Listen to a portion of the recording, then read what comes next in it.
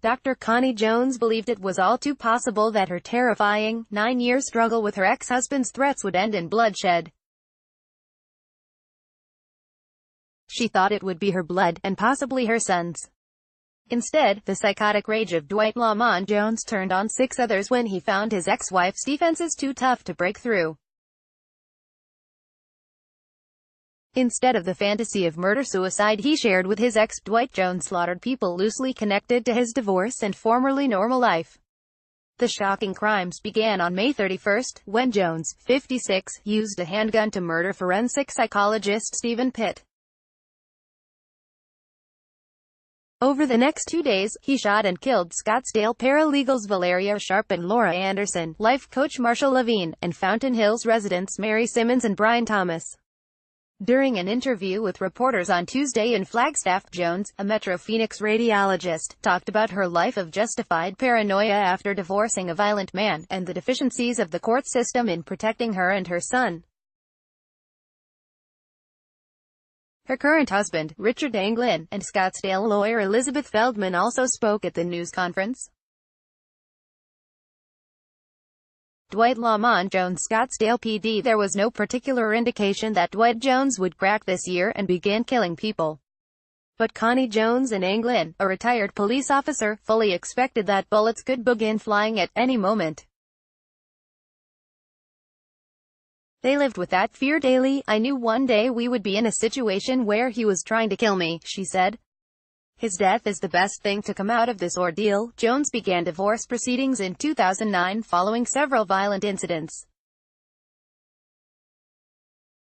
Dwight had changed over time, she said, morphing from a helpful to a neglectful parent, and from a decent man to a controlling and abusive partner. He seemed depressed and changed his appearance, sometimes sporting a beard. After the bitter divorce and fight over custody of their son, Jones said that Dwight became her personal terrorist. He moved into the extended stay hotel in Scottsdale, where he would later be found dead, and stayed for 9 years, waiting like a spider for a chance to kill his wife. Dwight repeatedly told Connie he'd kill her, she said. But he offered other fates, too. He threatened to take their son to Mexico, forever. He said he'd murder her and their son, then kill himself. And he said he might just kill their son, to torture me for the rest of my life. A judge gave Dwight Jones visitation rights even though he was a proven danger, Connie Jones said. He tried to abduct the boy during one of the visitations.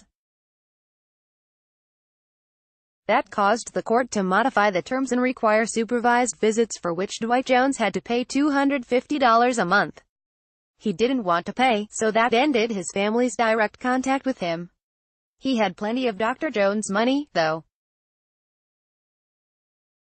Dwight Jones couldn't hold on to a steady job after his 3 years in the Army, Connie Jones said. He always quit jobs after 1 week, often complaining that he was being disrespected.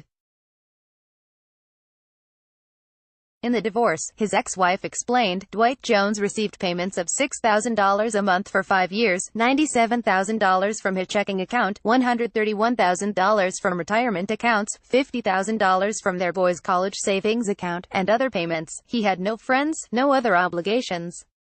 He could wait years, if necessary, for her to let her guard down, Connie Jones said her ex-husband told her. Connie Jones and Anglin hired security and kept tabs on Dwight Jones, confirming over the years that he was still living at the hotel. When he was still allowed to visit their child, they noticed he would arrive at the predetermined location early or late, apparently trying to surprise her. Anglin said they would wait until Dwight Jones had parked and at the meeting with others before Connie Jones would go in. The family had to change its schedules frequently, and gave up going to their favorite places, knowing that Dwight Jones might look for them there.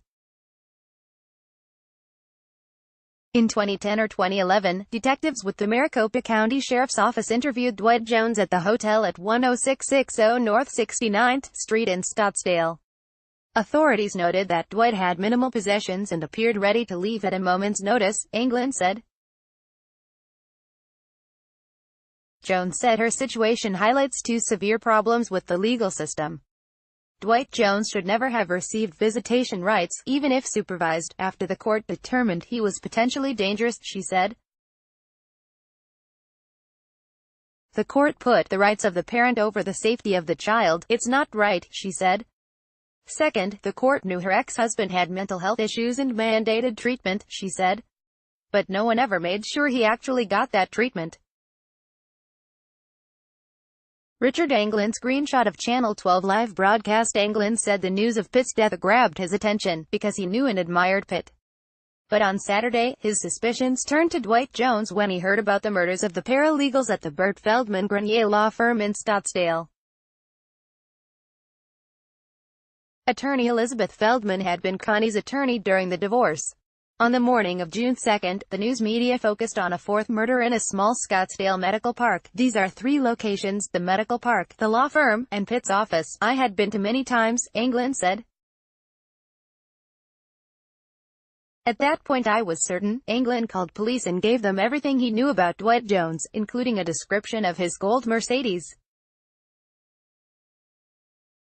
Later that night, in the early hours of Monday morning, Connie Jones and her husband discovered a YouTube account that Jones had created, and the videos slamming his wife that he'd uploaded on May 23. One of the videos, obtained by Phoenix New Times, shows Pitt interviewing Connie Jones about her ex-husband's violent nature. 6 days before he began the string of murders, Dwight Jones tweeted links of the videos to New Times and other news outlets in a desperate bid for attention. No local reporters recognized the tweets as anything but the ravings of a bitter divorced man, if they saw them at all. But seeing the recently uploaded videos caused acute worries for Connie Jones. At about 1 a.m., she gave police more information about Dwight, including his phone number. Dwight Jones fired a gun at police during a standoff at the hotel on June 4. Police advanced on his room and found he'd used the gun to commit suicide. We are very grateful to be alive today, Connie Jones said. We feel greatly sorry for the families and the victims. Elizabeth Feldman talked about the pain of losing the two paralegals, and how their families were suffering. Police haven't given any potential motives for why Dwight Jones killed the two women. However, it seems quite possible that he meant to shoot Feldman, who wasn't at the office at the time he came in. I don't know who was the intended target, Feldman said. I don't know what was going on in his head. That's why we hired Drive. Pitt police said previously that Dwight Jones went to Karen Colby's office intending to shoot her. Colby had once counseled the Jones son, and was called to testify at the divorce. Colby wasn't at the office, so Jones shot Levine.